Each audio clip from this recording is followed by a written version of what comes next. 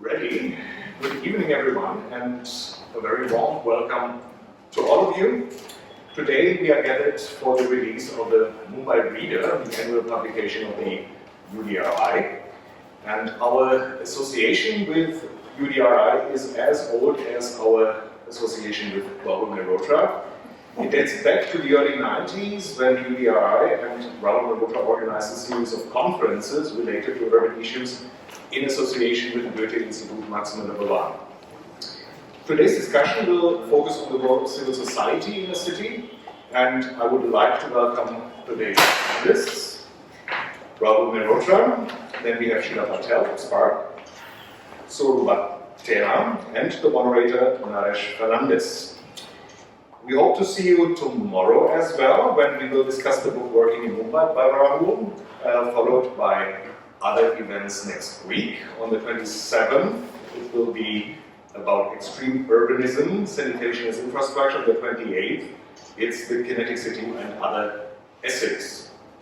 On the 30th December, we will have a special walk through the exhibition with Rahul and the artist Udri. And due to COVID restrictions, all the events are being live streamed on our social media channels. I'm very happy to inform you as well that we have scheduled walkthroughs on the days of the events.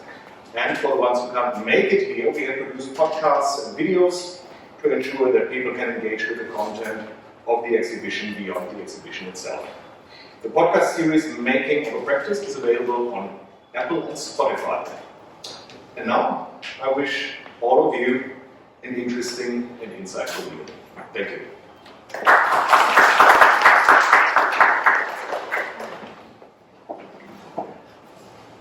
Thank you, Bjorn, and thank you, Mueller for supporting this launch event.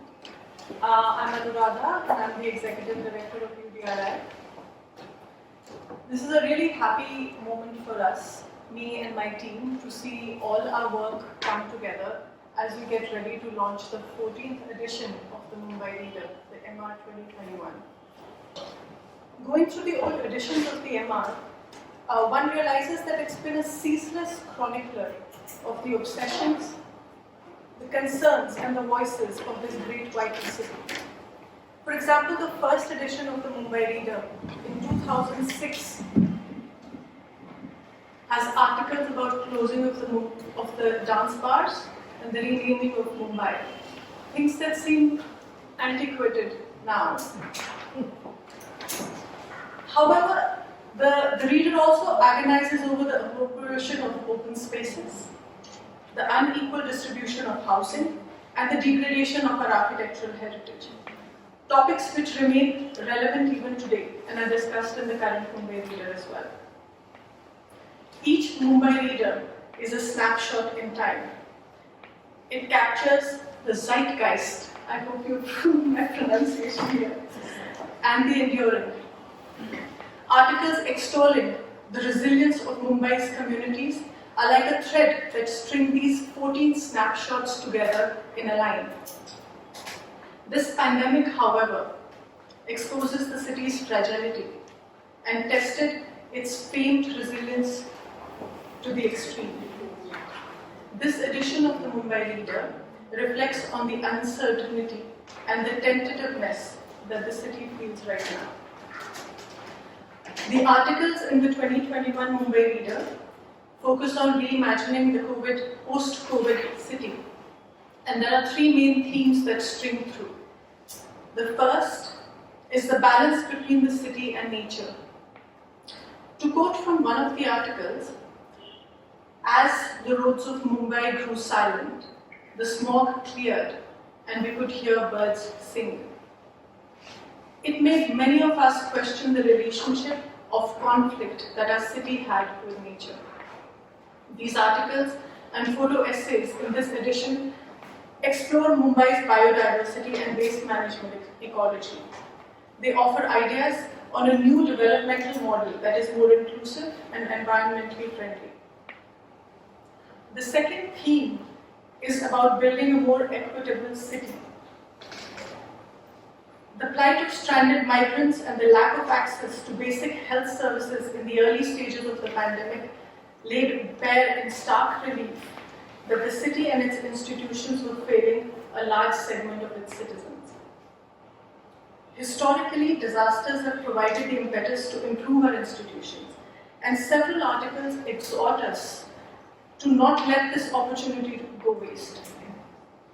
They ask us to reimagine the way we have traditionally approached the silent issues of urban planning, of housing, of governance, mobility and commuting, urban streets and open space, and even livelihoods.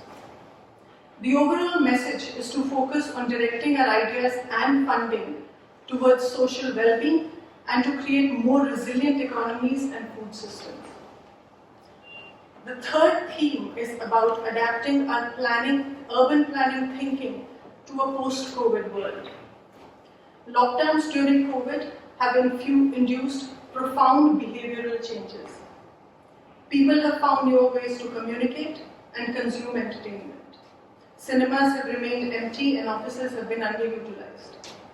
People's habits change, and it is this MR's contention that an approach that internalizes this transience in planning for urban infrastructure is more appropriate. With this, I would like to invite Bhavan from Mueller Bhavan, Mr. Rahul Mehrotra, Sheela Patel, Mr. Naresh Fernandes and Mr. Zoru Bhathena to please come forward and help us launch the Mumbai Reader 2021.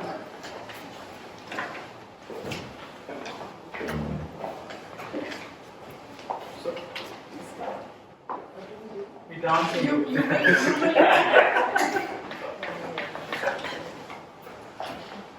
We unwrap. Yes. That's nice. Again, a Christmas Dance. tree. We can dance also. We should have been better.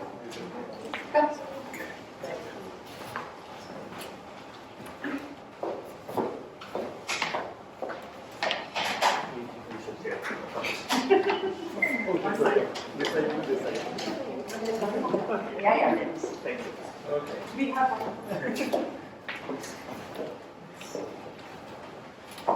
So 1, 2, 3, and should we pull? yes. Yes.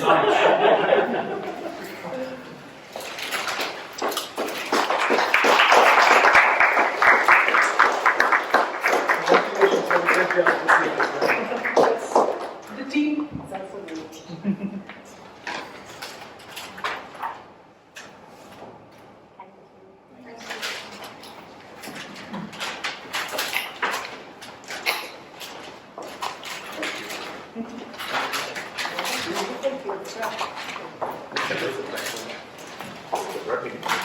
I have all the pictures of all the leftover things. The picture of brother taken. It's her photograph. Beautiful. Thank you. Thank you. Thank you, everyone. Reflects everything of what is Mumbai. And the dream that. And the empty roads. Next, we have a panel discussion on the role of civil society in city making, which is the theme for the next Mumbai Reader as well. And our panelists here are, I'll start with Ms. Sheela Patel. She's the founder director of SPARK, the Society for Promotion of Area Resource Centers, a Mumbai-based NGO that has been working since 1984 to support community organizations of the urban poor in their effort to access secure housing and basic amenities. She works in partnership with the National Slum Dweller Federation and Mahila Milan, a federation of women collectives in slums across India. Ms. Patel is widely recognized for putting the issues of urban poverty, housing and infrastructure on the radar of governments, institutes, foundations and other organizations both nationally and internationally. We have Rahul Mehrotra. He is an architect, urbanist and educator who is the founder principal of RMA Architects and is chair of the Department of Urban Planning and Design at Harvard University's Graduate School of Design. Some of you would have seen the vast range of his works exhibited below at the MMB. Mr. Mehrotra has designed projects that range from recycling urban land and master planning in Mumbai to the design of government and private institutions, corporate workspaces and private homes. He has written and lectured extensively on architecture, conservation and urban planning in India. His most recent books include The Kinetic City and Other Essays and Working in Mumbai. He is also a trustee at UTRI. Mr. Zoru Bhathena. He is an environmental activist and businessman. He is known for his activism involving the environment and ecosystem conservation, from saving trees on the Western Express Highway to championing the cause that led to the Supreme Court stay order on cutting trees at RA, to protecting Juhu Beach from becoming a cement casting yard. Mr. Bhathena has raised his voice against several issues in the city and state. This discussion is being moderated by Mr. Naresh Fernandes. He is the editor of Scroll, which is a digital news publication. He is also the author of City Adrift, a short biography of Bombay, and Taj Mahal Foxtrot, the story of Bombay's jazz age.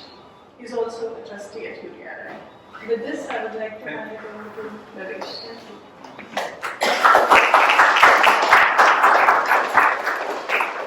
Good evening and welcome to this session on civil society in the city.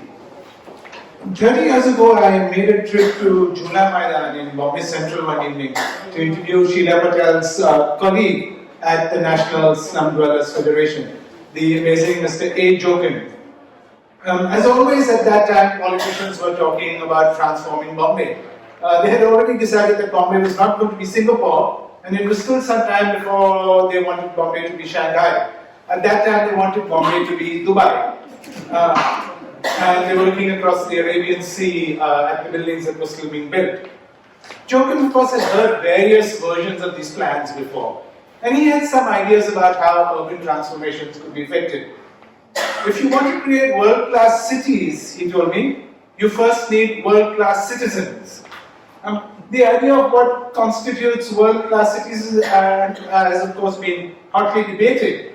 But Bombay, it's clear, has always been inhabited by residents who are passionate about the city in which we live. And like Jokin, have excellent ideas about how our lives and the lives of our less fortunate neighbors can be improved. And these people have been willing to get together with like-minded people to realize these visions. Many people in this room are testimony to that. It isn't a coincidence that India's first trade union, the Bombay Mill Hands Association, was born in this city in 1884. We've had all sorts of political and cultural movements that have been spawned here. And fast forwarding a few decades later, the heritage movement that has since spread to other parts of the country has its roots in Bombay. We had a recent indication of the immense power that civil society holds when the National Security Advisor warned rather ominously that civil society is the frontier of the new war, what you call fourth generation warfare, he said.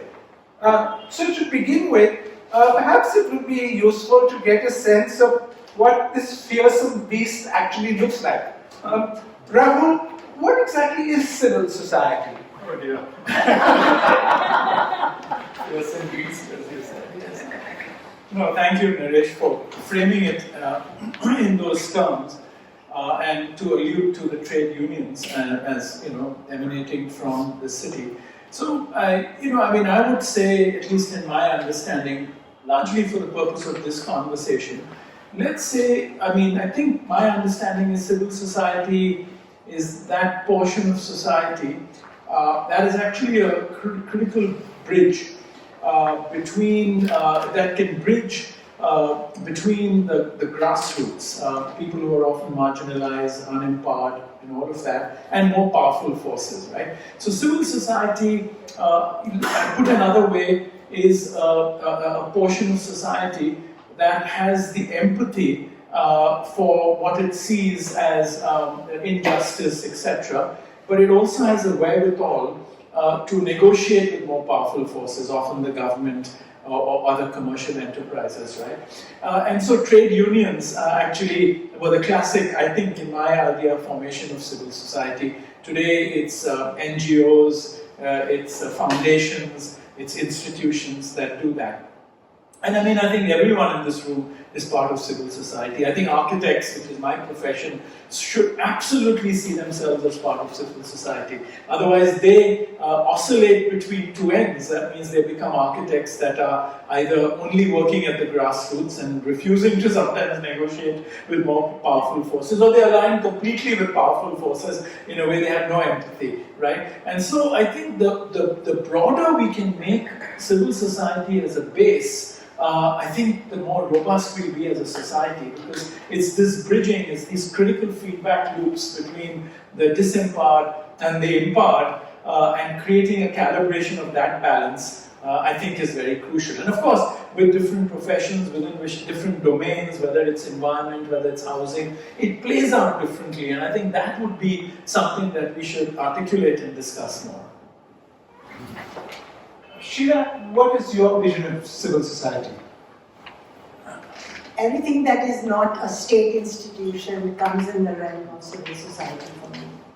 And it represents to me, in my imagination, the collective passions of different groups of people for different issues. And I think that the signature of Mumbai is its very, very deep, multiply, like if you take membership, you take everybody here, they are members of 20 organizations. It could be kinship group, it could be a neighborhood group, it could be bird watching group, it could be anything. The point is that you have a collective aggregation of people who have a passion to do something which is other than my life is like this and I'm looking after myself. It's something external, it is to do, and increasingly, the great Mr. Doval who said this wonderful, I felt very empowered that he's afraid of saying this.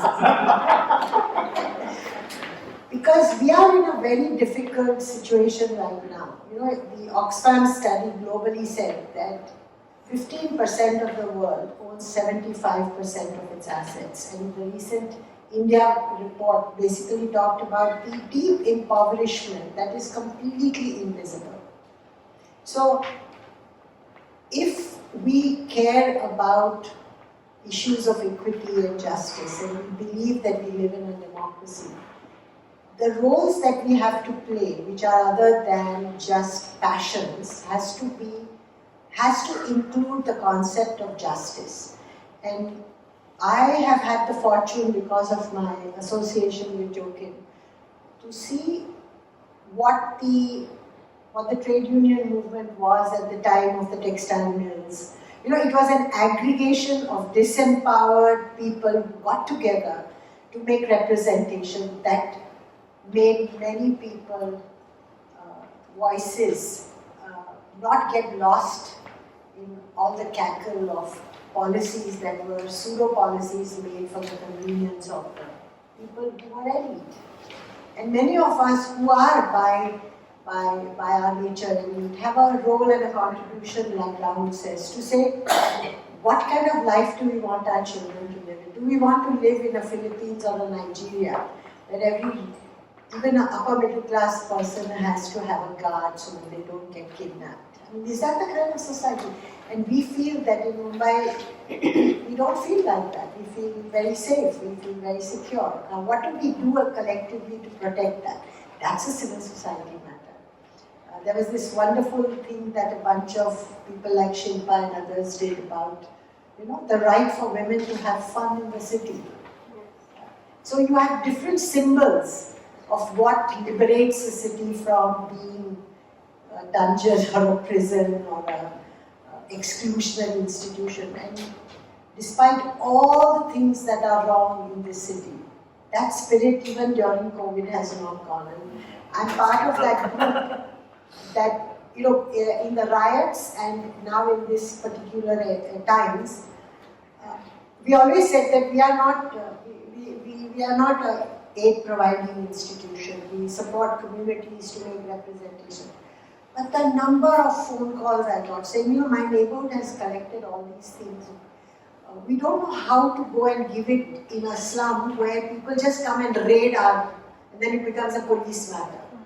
every day we had 30 to 50 community leaders guiding these trucks with food and doing it in such a beautiful way that it wasn't like, like we see, that people are throwing things and but they made little sacks. They told the people, get sacks, we put all the food there and we give it row by row to people in hunger. So this is really the heart of this city, which we have to protect, we have to care for, and we have to do, because it's eroding. And so, books like this, events that we call, Naina and Sheela and I were talking about, so many things in this city have depleted our children from seeing the wide cultural heritage, the food heritage. And I tell everybody, because of that flyover over Muhammad Ali Road, the amazing stuff that you see below is lost. And I have to remind my children and my grandchildren, go there, eat that food, do this, do that. So I think that there's a whole generation of people here who have a role to reproduce this in younger people. So for me, civil society is everything that's not the state. Zoru, would you like to add to that? Well, really, what is civil society?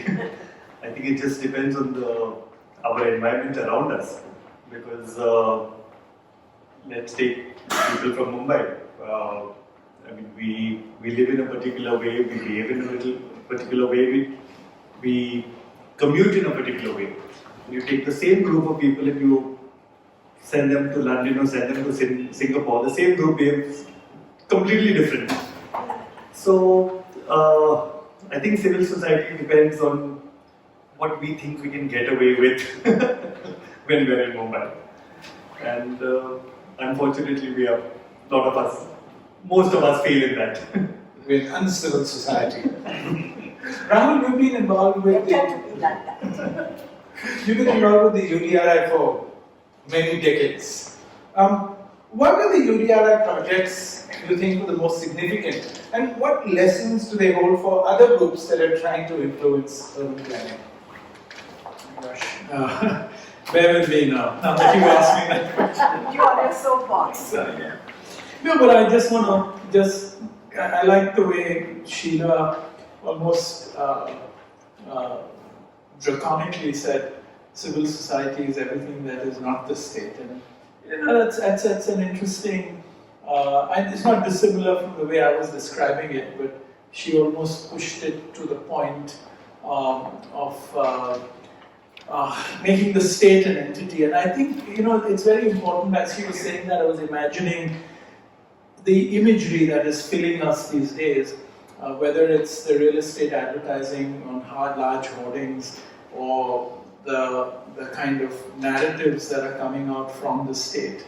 It really is all about a good life, not a good society, right? And it's actually so the words on a good society are so silent, and really, I think things she was describing were really how one can empower another generation, one can expand civil society. So there's a calibration between these aspirations, because finally that is a collective societal consensus about what a good life is. It can't be decided by someone if you can't deliver on it, right? And I think this calibration is going to be a very important one for the future of India.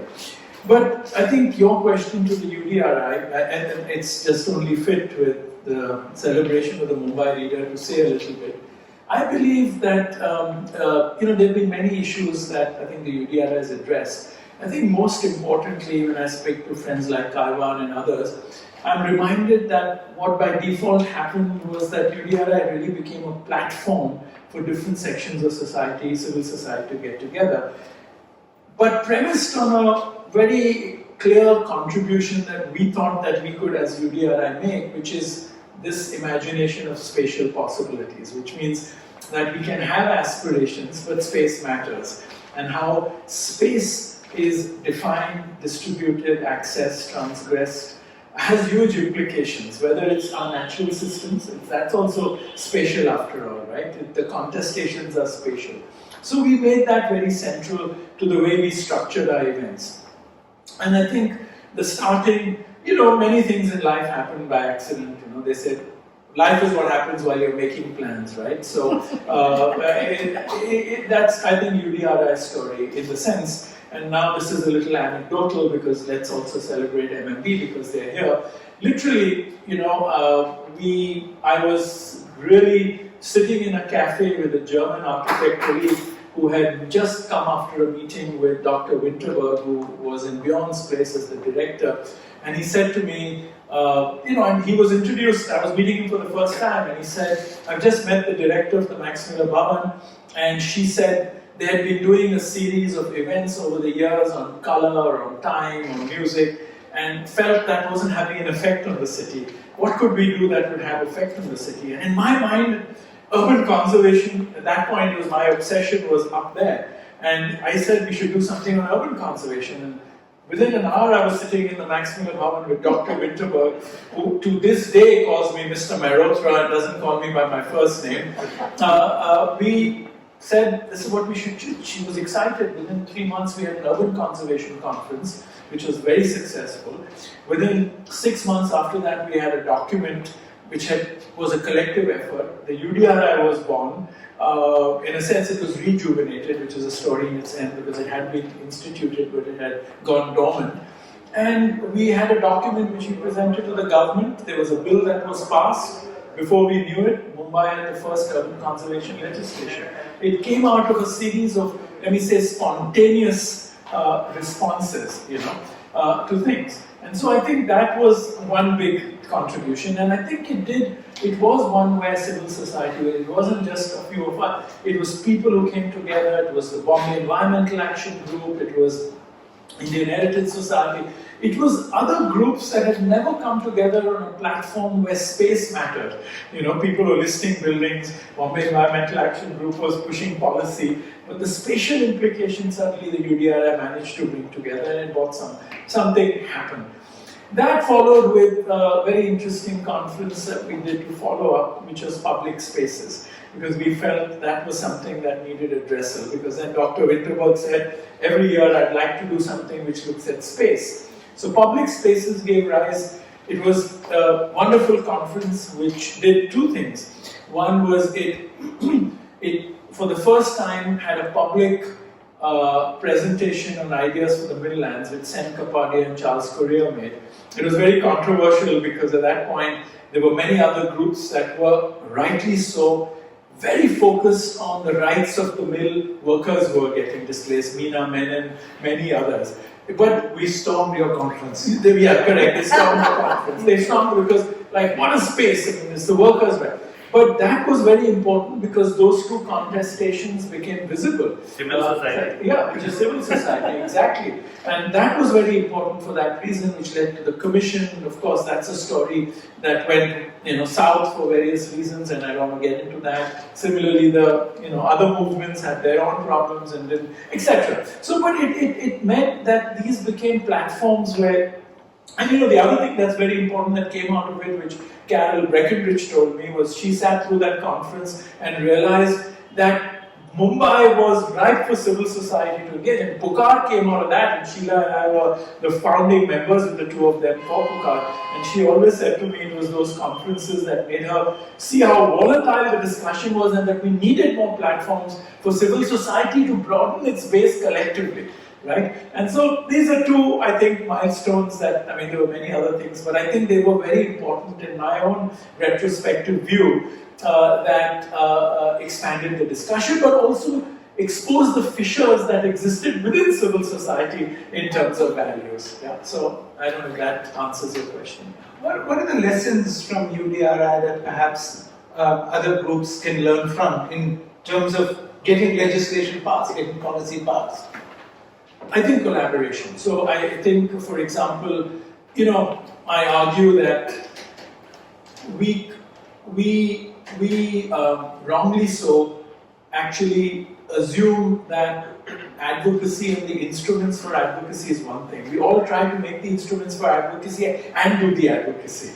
I think if you look at this in a differentiated way, like Sheela, we've had many discussions. Spark can do something, but they need partners to make the instruments to show how housing can be reconfigured. Architects have to play a role. So if you differentiate the instruments of advocacy from advocacy, it implies very deep collaboration. So let me give you an example.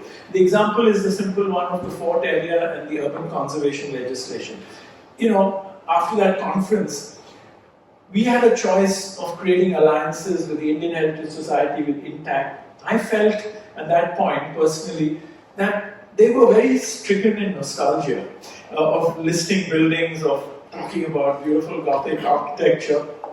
I was very attracted to what the Bombay Environmental Action Group was doing. They were, the environmental, and for me, that narrative was more possible. In a post-colonial condition where we are the custodians of an environment that was created by another culture, we have to change the narrative. And what became more compelling for me was the environmental narrative, the disruption, the embodied energy, the urban fabric, real estate, all of that kind of thing.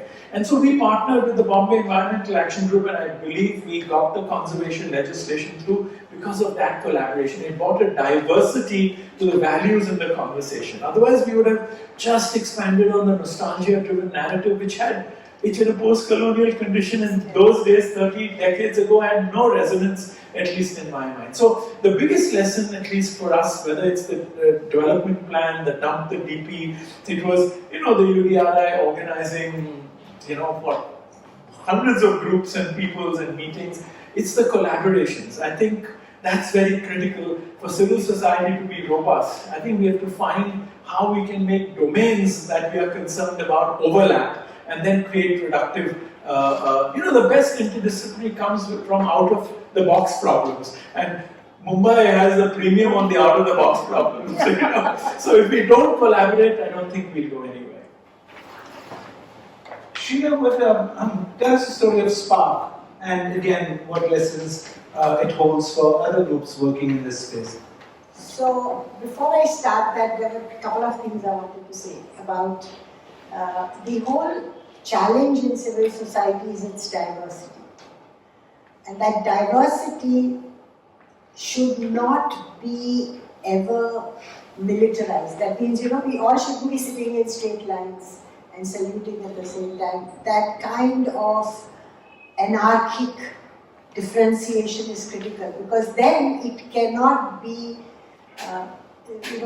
it cannot be domesticated by the state. And I think that's a very important lesson for me, because on one hand, when people like us, and Spark's history lies in the fact that many of us worked for 10 years in different organizations, and we felt that almost all, this was in the 70s, that all the work that was being done for the poor was charity.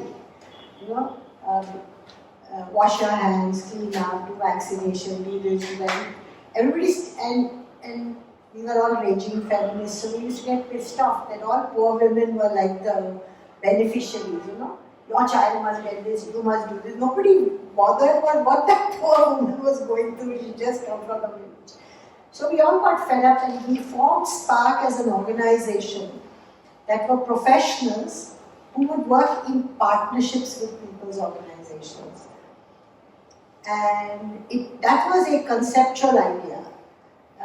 Putting it into practice required a form of almost deconstruction of our own values and attitudes and assumptions. This whole elitist behavior that our education tells us what is right, and it's our duty and obligation to make people do that. And we were very fortunate that the leadership of the network that we worked with was Jokin, who's the most anarchic individual that I have met. So it was like a battle between the two of us to look at what we needed to do to create this organization that helped poor people's voices come out noisily in the civil society space. And in the beginning, we were so reactive to everybody. I mean, Devi and I used to fight all the time, environmentalists versus slum dwellers.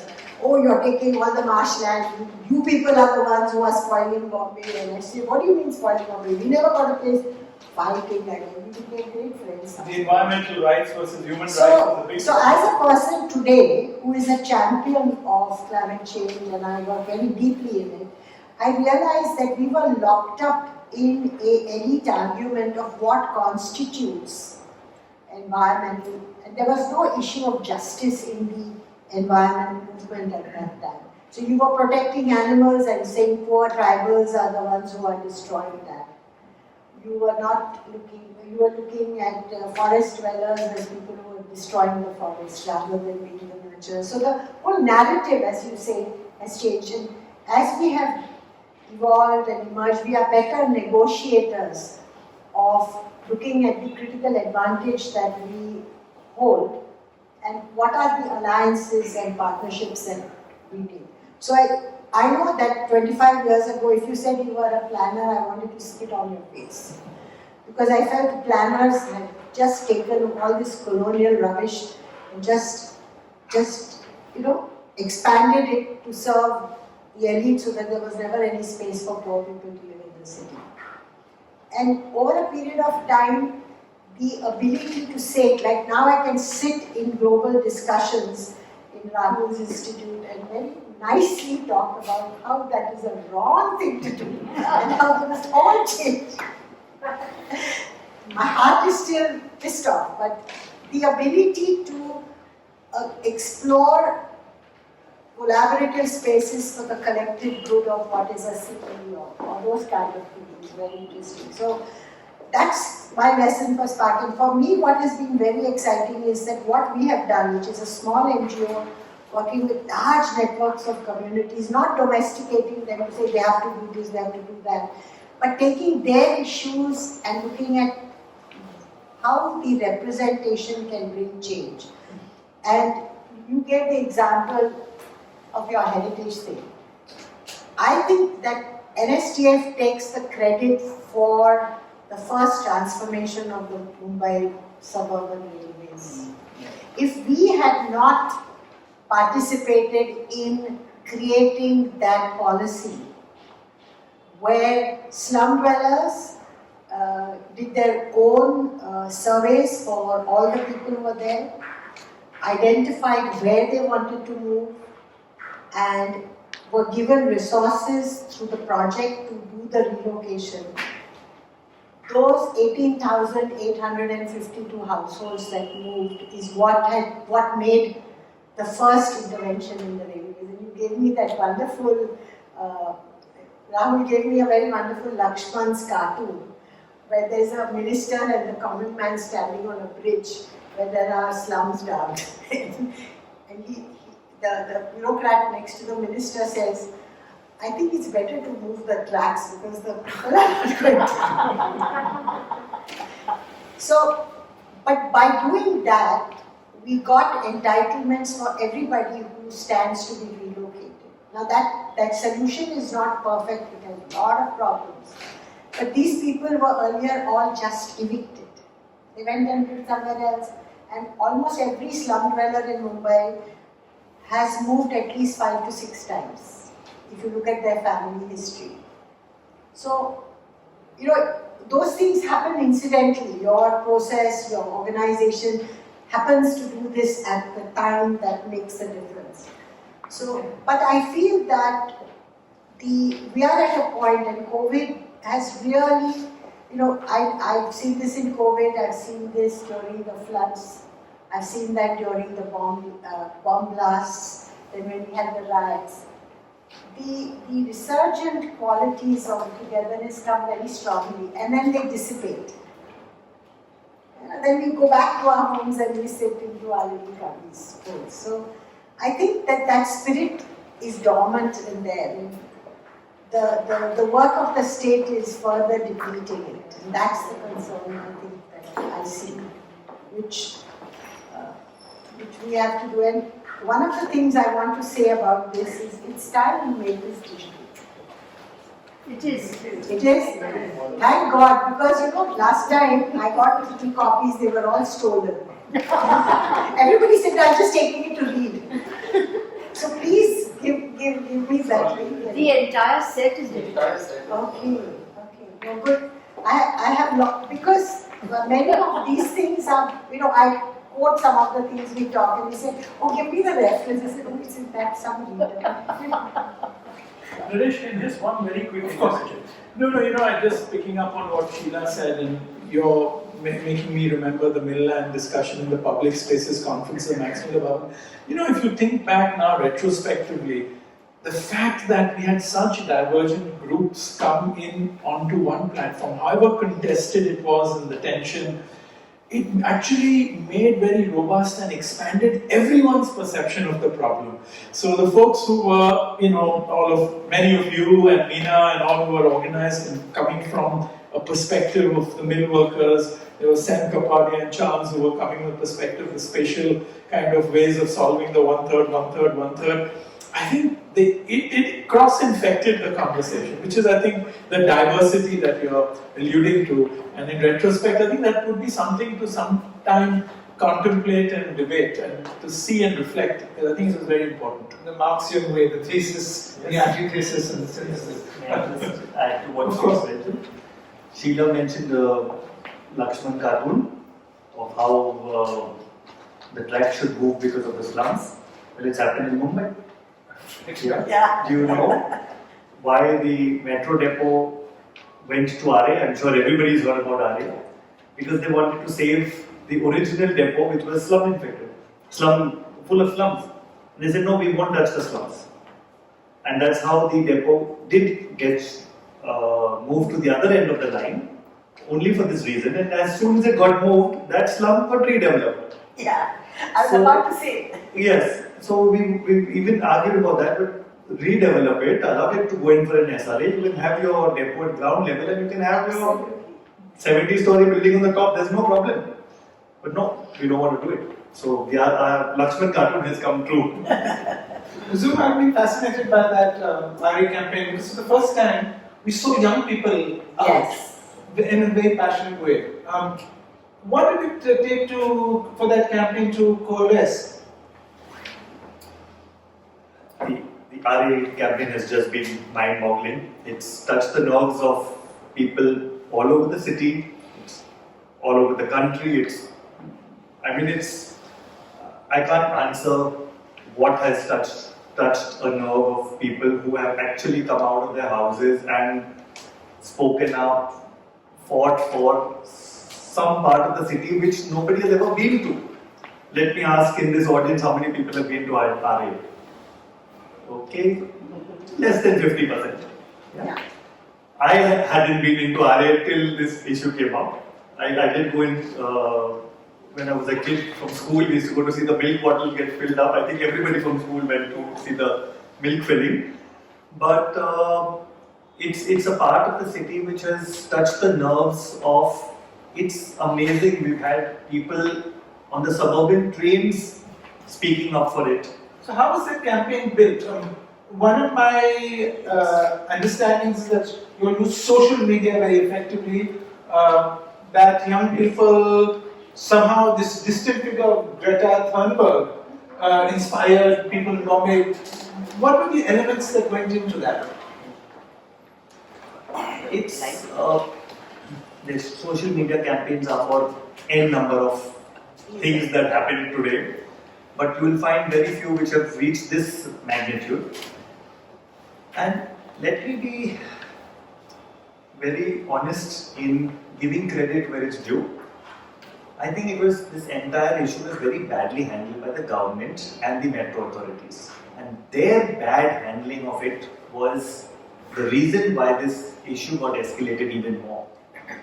And if we are where we are today, it's thanks to their fault, their mismanagement of the issues. A simple example,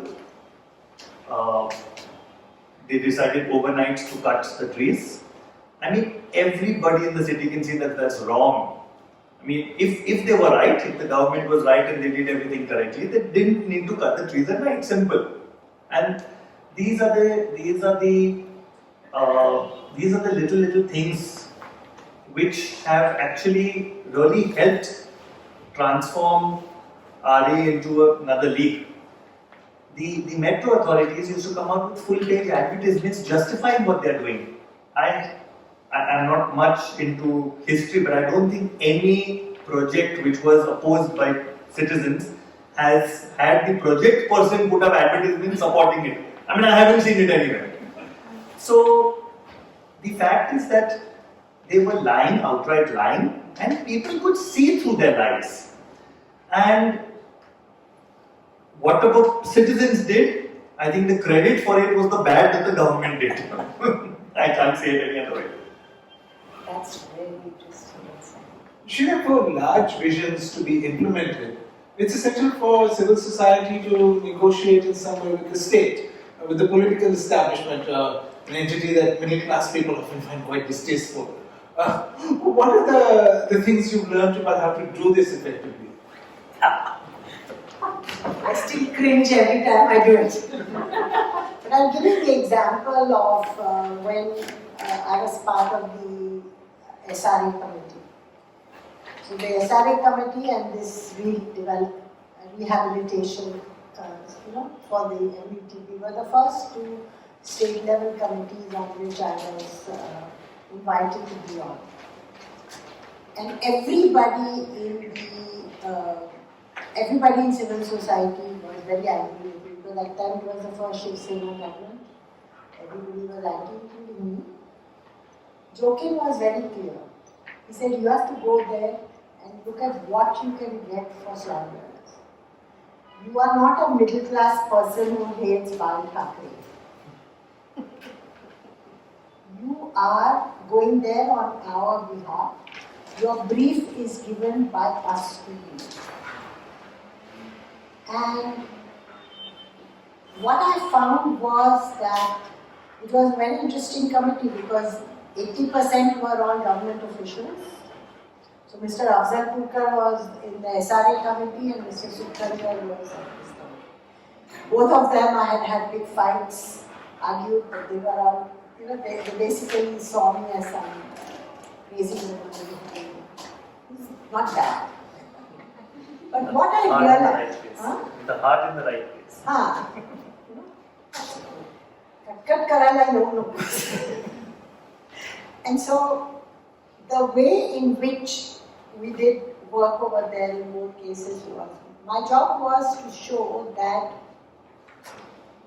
if you look at this work as not only, first of all, if you look at the original document of SRA, there's a huge amount of bias towards organizing communities and giving them lots of things that they can do in terms of doing the projects, selecting the architects. So that whole 75%, how to have the committee, everything was what we had pushed there. We used to have daily fights with the architects on the committee, from the association. They said, no, this is a government project, there should be no need for people's consent. So we'd have fights like that. But because most of the bureaucrats working on urban areas, I had worked with on giving directions, doing this, doing that, and always bringing evidence. One of the most powerful things, like Rahul was saying about the role of UDRI, many of these things, you go with evidence. So you go with evidence. So pavement dwellers, when we used to go and fight, I used to show, I said, every single pavement dweller has lived in these 6 different pavements. So your records tell you that you have cleaned up this thing, but actually, they're just like, it's like, musical chairs. You move from here, you go there, you move from there. So you are spending your municipal money to do the eviction, but people are not moving. And then we talked about all this problem. That time it was big news to say that poor people pay 5 times more for a bucket of water. Now it's all common sense. But we brought that evidence to them. And we talked about where all these people worked, what they did. So long before all this became general knowledge. And then when we actually demonstrated, and Mr. Joseph was there in the UD. We took him to all the neighborhoods on the slums and showed them how organized they were. And I think it's actually meeting communities who are just like, when you look at the slum from up, you only see all the patrika cover. But when you go inside and you meet people, even anybody here will say, you get a different vision of who lives there, who are they? They are people, they are citizens. And that's been the way in which I have worked all the time. I never go there and say, they are poor people, you have to help. My whole thing is, your city is going to be screwed if you don't look after them. And this came out, in COVID times, there were 3 state government ministers. There are 3 chief ministers, where the construction industry basically went there and said, don't let the construction workers go. Because what will happen? And we got the construction workers to say, you gave money to the Prime Minister's fund, but you did not feed these people. They were stuck in your neighborhoods, in your this thing. You couldn't even give them food. When they left, their phones were not recharged, they couldn't pay for their rents in slums, and they were just stuck on the streets. But you didn't want them to go because yours construction. And then subsequently, many of them actually paid airfares for them to come. So these were the kinds of things we used to talk. We have always talked to both politicians and to bureaucrats to say, see the symbiotic nature of these relationships. And look at ways by which you make an improvement. Now, the whole deterioration of the SRA has emerged, in my opinion, because all the architects let poor people down. All the buildings are designed terribly. Now, we can't do that. So it ended up. So I'm just saying that time we didn't have that much foresight to say, no, we have to get, we have to do this, we have to do that. But I'm just saying that, but that's the way in which, and I do this now not only in India, but we have a global network called Shackdwellers International. And we train community people and we train young professionals to head these organizations to use these techniques to make these presentations. Rahul, would you like to add to that? Sure. Oh, so many things. But I'll just start by saying that Sheela started off by wanting to spit on planners, but actually what she did was advocacy planning. She was an advocate for planning. Basically, what she was doing and what Joachim had mandated her to do was to be able to negotiate more powerful forces and understand the mumbo jumbo in policy documents and land use plans, which the grassroots can't. And so that again is this bridge, which is the classic definition of civil society, but it's really the classic definition of advocacy planning, which as a term evolved in the US with renewals, where governments were doing renewal projects and knocking down renewals like one that has happened in a sacred city in India very recently. Those are renewals where things are demolished, and advocacy planning came out of that basically to bridge this gap, right? So I think that was one reaction I had. The other, I just had 2 points which came to mind listening to both our colleagues here. One was, protest. And what does protest mean, and how are community forms? Sheela very much in passing said, and after the protest we had all dissipates, everyone forgets. So I think we should contemplate that observation. That's very important. And the other one I want to kind of frame, which I think in the environmental movement is even, I think, more acute, not as a problem, but as I think something that civil society concerned with that domain should look at, is the notion of planning. So let me just take these 2 ideas, and I think it could be useful. So what has happened in Mumbai over the last decades is planning, and I've written about this, so sorry if I'm repeating myself, has become rear guard action. It's not a one-guard action. It's not about anticipating the future. It's mopping up the mess as we go along. Whether it's so therefore it becomes reactive.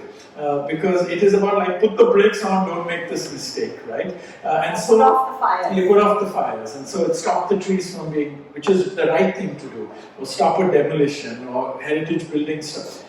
I think planning has to become anticipatory, and therefore then the mindset of civil society will become anticipatory. That is projecting and imagining and anticipating the problems. I think we haven't reached that stage. And I think the biggest challenge for us in the future is going to be how as civil society and how therefore as planning in the city, it's anticipatory. And if you look at the literature, and sorry, I'll just give this without sounding like I'm in a class, but if you look at but if you look at the literature on informal settlements, let's not use slums, but let's say informal settlements, it's very interesting because the literature on informality as a phenomena appears post-independence, new states post-colonial times are becoming nation states. They have the optimism that they want to provide housing.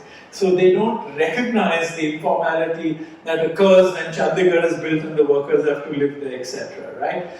Then it's reaction because the nation states all over the world start demolishing because they know we are going to deliver on housing.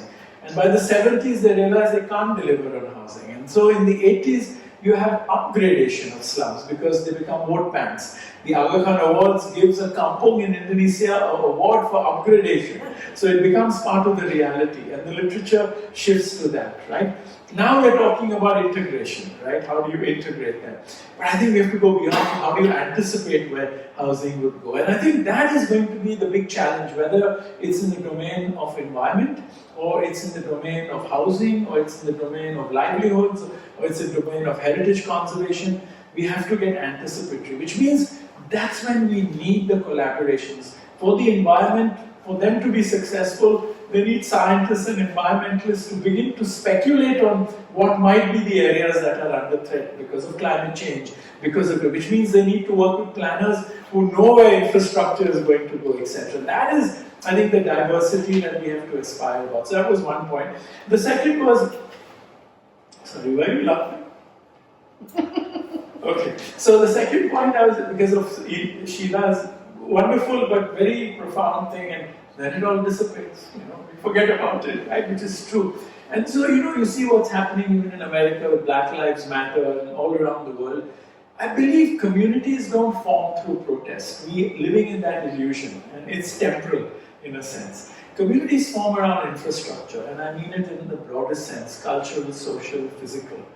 And how do we as civil society get into that space? That's where there's an intersection between anticipating, planning, and providing. Because if we don't provide the infrastructure, then it's the will to act but not knowing what to do, right? And that's what human chains and protests are about. What to do requires civil society reforming itself, perhaps in alliance with the state or in partnership with the state. And I think that is going to be the challenge for the future. May I just add to this? Yes, Rahul, you rightly said. The plan, the base plan is what's important, and unfortunately, at least whatever I've seen in Mumbai, the reason behind the plan is always flawed. I'm going to actually interrupt you. The point is, I think we have to become part of making the plan. But it's not so simple. Yeah. Because the plan is made on X day, implemented on Y day, And not fulfilled at all. and having so many changes along the way. It's just amazing that how badly planned the starting thought process is flawed, and then it's changed and made into a terrible mess. It happens for, I think, every single project. Be it a road, be it a metro, be it a flyover, be it a park, be it SRAs. It's amazing how badly we as a city, the city together can badly plan it.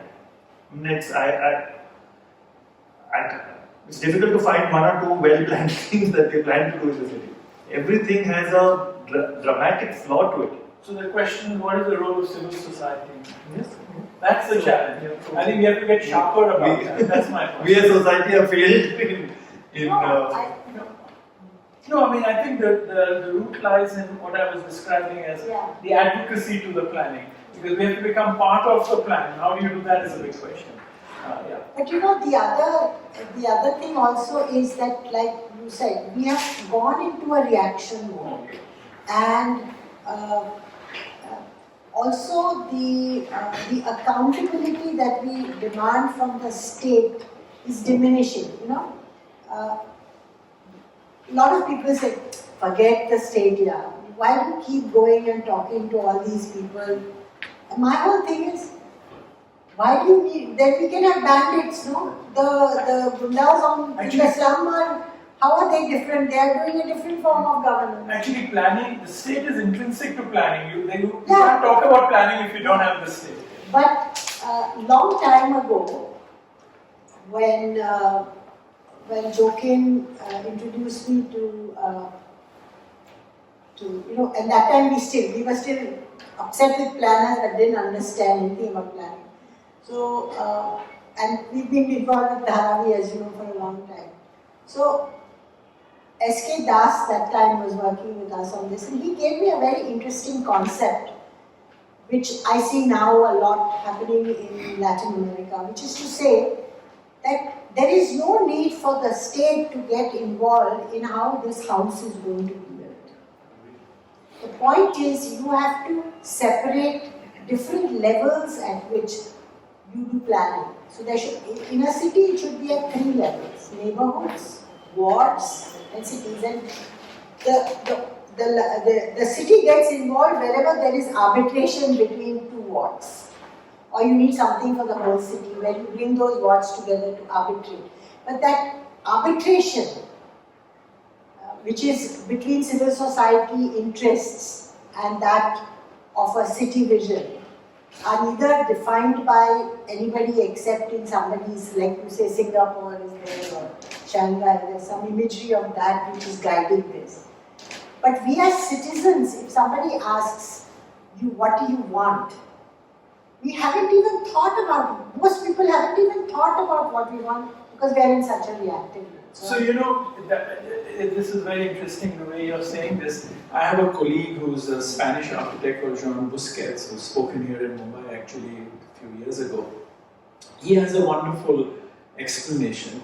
So he says, traditionally, cities were about urbanization, plot division, and building. So a monarch decided to settle a city. Urbanization was about the monarch providing infrastructure, whether it was Jaipur or Nehru in Chandigarh. The plot division was made, so land could be sold, and people built their buildings. There were 3 different processes, right? When we had the garden city in the industrial period, or what we have today when we have gated communities, what happens is these 3 processes collapse into one. The developer urbanizes, divides the plot, builds the building, and sells it, right? Actually, in reality, what is happening around the world is it's turned on its back. The buildings happen first, then you are regularizing it by doing plot division, and then you are urbanizing it by bringing infrastructure. So we have completely reversed the process. And the question is, how do we put it back to that original? Because that is then allows each of those scales to be addressed by different governance entities. And sorry, I'm just giving an illustration to you. Occupied Road and the mill lines is a perfect example. And you know, actually, any informal settlement or what you're calling a slum is an example of that. I think we should throw it up open for questions. Put your hand up. If you I'll have take to. your mask off. All right. That's okay, I'm happy to. So, two other institutions that I'd love to hear all of your thoughts on. One is the media, and the other is the judiciary. In terms of the media, Will you just take off your mask? We can hear you clearly. Just take off. am I audible there? You're very muffled. Why don't you give him the mic? Oh yeah, take the mic. Just one. Because it's being recorded, so you Thanks so much. Introduce yourself.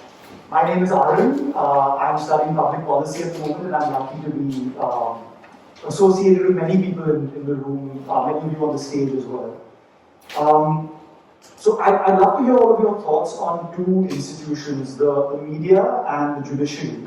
Naresh was telling a few of us earlier that there's fewer and fewer citizen fewer and fewer city reporters. With the rise of corporatized media on the one hand, there's also an increase in citizen reporting on the other, both of which, or rather the latter of which, can play a big role in influencing what civil society does in a city. And would love to hear your thoughts on what the possibilities are for that in a city like Mumbai. The other, in terms of the judiciary, sometimes when the state fails and we pin too much of our hope on judges, they are forced to become planners, and there's some judicial overreach and stuff. What do you see as the current state of affairs in terms of the dynamics between expectations at the High Court level and then things getting pushed on to the Supreme Court, especially in terms of mega projects in the city? Would love to hear your thoughts on that. Exactly. As far as the media is concerned, I think there are good and bad sides to it, as to with everything. Let's take an example of, say, RA. We've had a huge amount of spread of information is from the media, from print media, TV, formal media channels, and by and large, most of them have been supportive for protection of our youth. But we've had enough of media who have been anti-protection or anti the movement. Seeing both sides of it, I think, as with society, everybody has different views. No view is right and no view is wrong, and sometimes it's needed. We need to see both sides of the coin. Today, in our entire country, we have perception that media is very muffled to the wrongs of the government, and I think we all see it. But despite that, so much wrongs still are reported. So it's difficult to say what is the percentage of black and white in this, but both sides are needed, I believe, as far as media is concerned, and they do play a very important role on framing a thought process.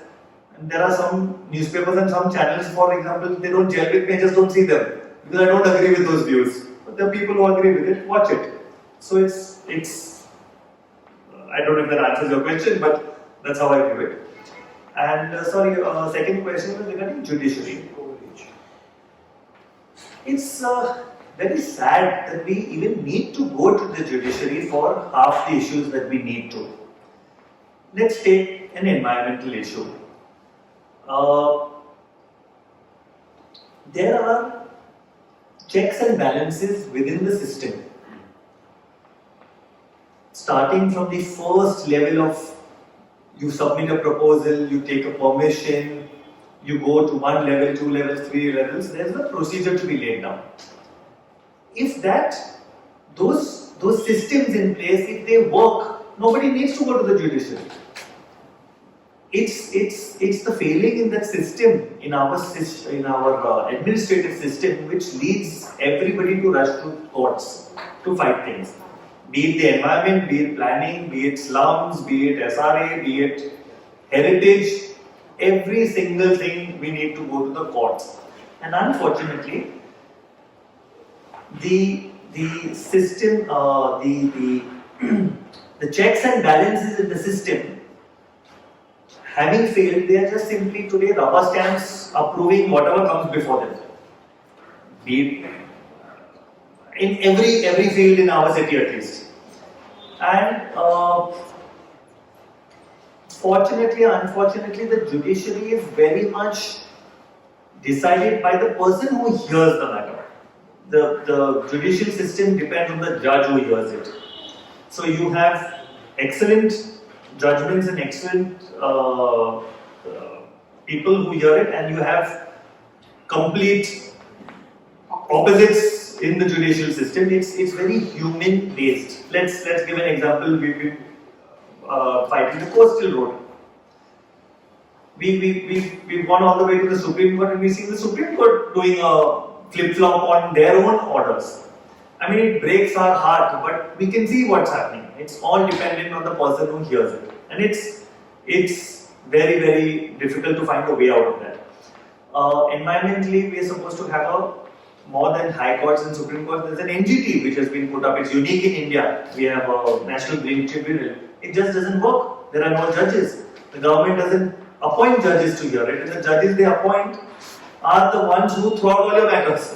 They are appointed so that they don't stop the work. So I mean, it's very, very frustrating, and the judiciary is one leg, journalism is the other leg, 4 legs of society. Unfortunately, all the 4 legs are tottering around. This is the sad part of it.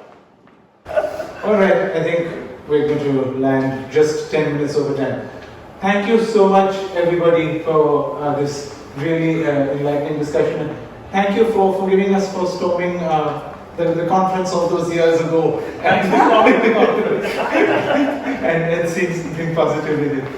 Thank you for being such a wonderful participant audience. Good night.